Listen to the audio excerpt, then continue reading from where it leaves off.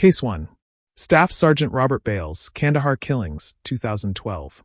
On the night of March 11, 2012, Staff Sergeant Robert Bales walked out of his small base in Kandahar, Afghanistan. He entered two nearby villages, Al-Kozai and Najiban, and carried out one of the darkest nights of the war. 16 civilians were killed. 9 were children and 7 were adults. Some bodies were even set on fire. Bales came back to the base once, but then left again to continue the attack. When he finally returned for good, soldiers noticed blood on his clothes and weapons. He was quickly taken into custody. Bales had joined the army after the September 11th attacks. Before that, he worked as a stockbroker. He had already served 3 tours in Iraq. Afghanistan was his 4th deployment, and his first in that country. In court, Bales pleaded guilty in 2013 to avoid the death penalty. When asked why he did it, he admitted he had no real reason, saying, "There's not a good reason in this world for why I did the horrible things I did." The judge sentenced him to life in prison without parole. The families of the Afghan victims were not satisfied. One relative said, "If they don't execute him, they are showing their power. He martyred 16 of our people. Would they forgive us if we killed 16 Americans?" Robert Bales is 51 years old. He has spent around 12 years in prison at the U.S. Disciplinary Barracks in Fort Leavenworth, Kansas, the Army's only maximum security prison. He will stay there for the rest of his life. Case 2. Sergeant Maliek Kierney, murder of PFC Carlin Ramirez, 2015. Sergeant Maliek Kierney was an Army soldier at Fort Jackson, South Carolina. He was married to PFC Carlin Ramirez, a 24-year-old stationed at Fort Meade, Maryland. They had a newborn daughter. But only 5 weeks after their marriage, things broke down. Kierney became violent, and Ramirez filed for a protective order through the Army to keep him away. Despite that order, Kierney planned to kill her. He turned to his girlfriend, Dolores Delgado, for help. Together, they mapped out a disturbing plan. Delgado gave him her car, tracked the gas mileage so he wouldn't need to refuel, and even supplied him with a gun. On August 24, 2015, Kierney drove all night from South Carolina to Ramirez's townhouse in Severn, Maryland. He used his key to get inside. An argument started. Ramirez again said she wanted the marriage to end. Kierney responded by shooting her 3 times at close range. To mislead investigators, he staged the crime scene to look like a sexual assault by pulling down her pants. Then he placed their infant daughter in her mother's arms before leaving. Neighbors soon heard the baby crying and called police. Officers found Ramirez's body, but at first no one knew who the killer was. A $20,000 reward was announced. The case dragged on for more than a year until investigators focused on Kierney. They found the protective order, his violent history, and finally Delgado confessed. Delgado revealed everything. She had provided the gun, the car, and helped cover up evidence. She later testified against Kierney in court. At Ramirez's funeral, her grieving mother remembered Kierney standing near the coffin, pretending to mourn and chillingly saying, "For all we know, the killer is among us." In 2018, after an 11-day trial, Kierney was convicted of interstate travel to commit domestic violence resulting in death and use of a firearm in a violent crime. He showed almost no emotion as the judge sentenced him to life in federal prison without parole. Delgado received 17 years for her role. Kierney is 43 years old and has served about 6.5 years of his sentence. Their daughter, who was just 4 months old at the time of the murder, is now being raised by family. Case 3. Sergeant John M. Russell, Camp Liberty Clinic shooting, 2009 Iraq. Sergeant John Russell was a communications specialist serving his 3rd deployment in Iraq. By 2009, he was struggling with severe depression and paranoia. He felt his unit wanted to end his career, which pushed him deeper into distress. On May 11, 2009, Russell was escorted out of a heated counseling session at the Combat Stress Clinic at Camp Liberty, near Baghdad. On the way back to his unit, he overpowered his escort, grabbed an unsecured M16 rifle, and drove back to the clinic. When he entered, he opened fire. In moments, 5 U.S. service members were dead. Army Major Matthew P. House 54. Navy Commander Charles K. Springle 52. Staff Sergeant Christian E. Bueno Galdos, 25. Specialist Jacob D. Barton, 20. PFC Michael E. Yates Jr., 19. Russell was quickly disarmed and arrested. At first, military prosecutors pushed for the death penalty. His defense argued he suffered from PTSD, depression, and possibly a brain injury, which they said reduced his responsibility. In 2013, Russell pleaded guilty to avoid capital punishment. But the judge ruled the murders were premeditated, not just impulsive. That decision meant a mandatory life sentence without parole. The case became a warning sign for the Army about the importance of mental health care. Russell's breakdown was extreme, but his crime showed how untreated issues can explode into tragedy. John Russell is now 60 years old, serving his life sentence at the U.S. Disciplinary Barracks in Fort Leavenworth. Case 4. Sergeant William Crazy Kreutzer, Jr., Fort Bragg PT Ambush, 1995, North Carolina.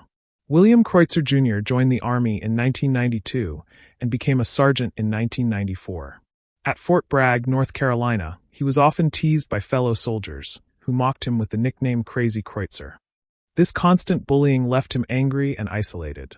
He sometimes spoke about harming other soldiers. Once, he even warned a friend he might open fire during training. His commanders sent him for mental health evaluations, but he was cleared and kept under limited watch. On the early morning of October 27, 1995, Kreutzer carried out his threat.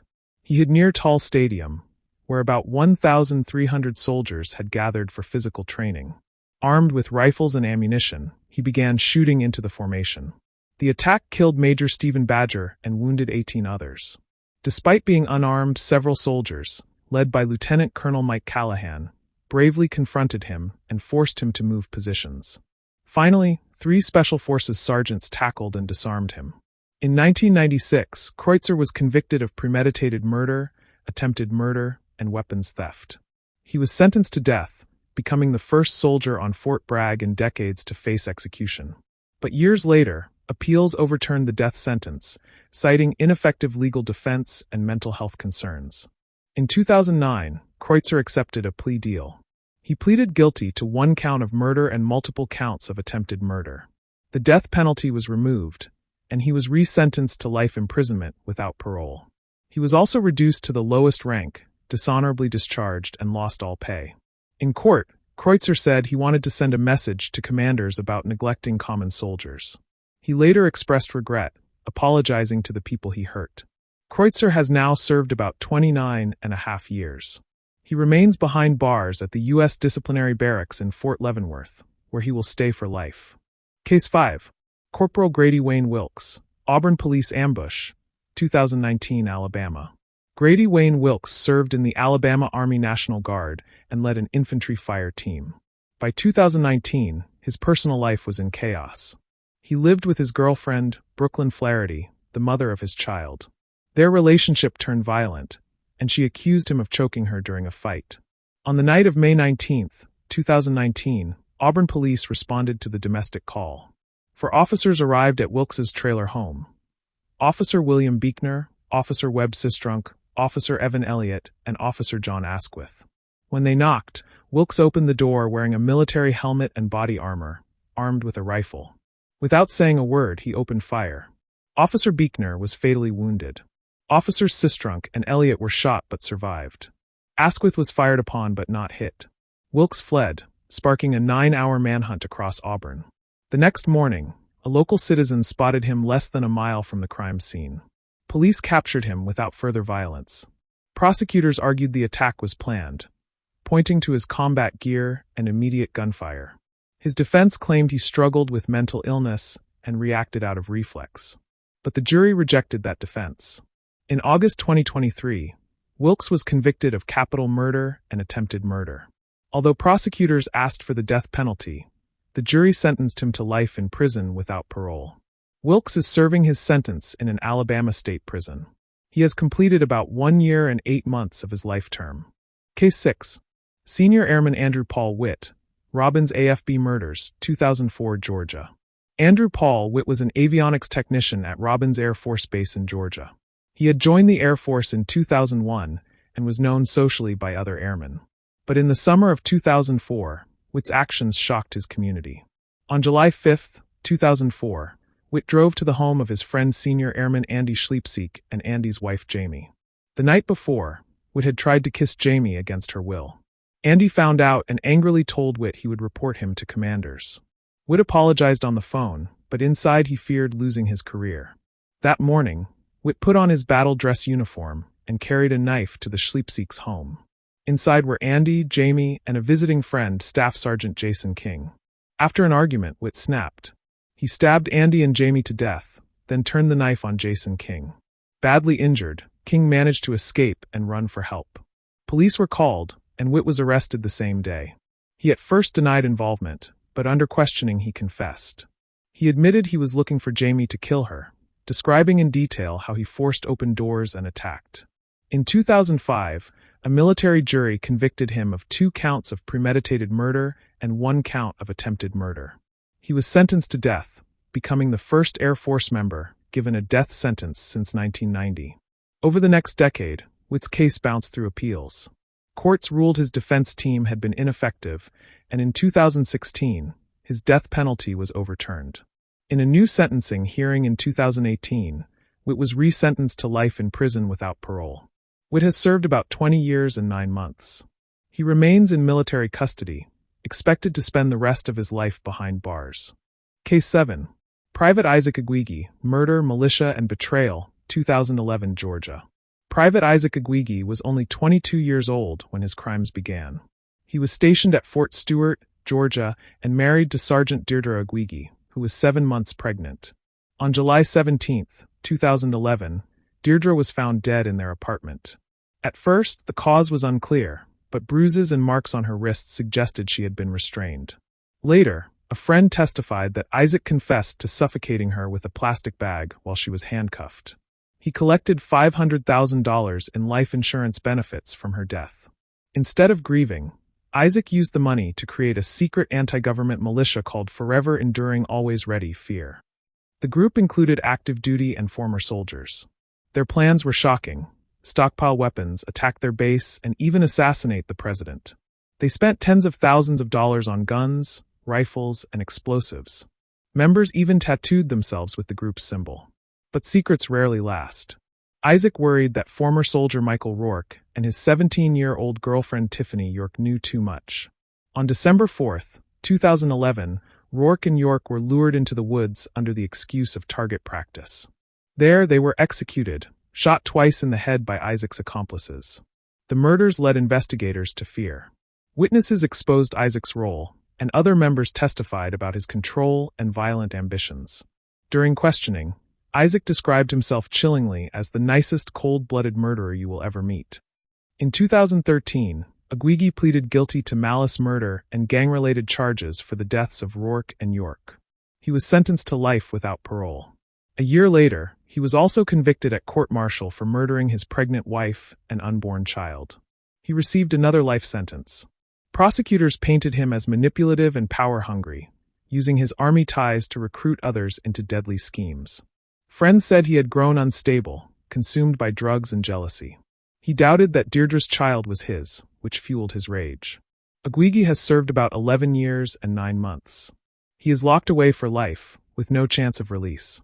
His story stands out as one of the most chilling examples of betrayal inside the U.S. Army, turning on both family and fellow soldiers.